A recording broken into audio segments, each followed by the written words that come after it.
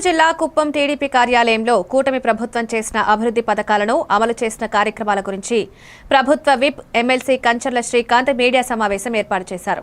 2025లో కూటమి ప్రభుత్వం అనేక సంక్షేమ పథకాలు అమలు చేసిందన్నారు. పింఛన్లు, మహిళలకు ఫ్రీ బస్, ఇంట్లో ఎంతమంది పిల్లలున్నారో అందరికీ 15,000 రూపాయలు అమలు చేసిందన్నారు.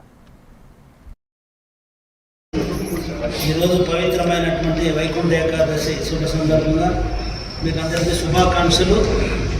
ఎల్లుండి మనకు 4 సంవత్సరాలు ఉంది కాబట్టి మీరందరూ సుఖ సంతోషాలతో ఉండాలని మొట్టమొదట మీకు అంతా శుభాకాంక్షలు తిని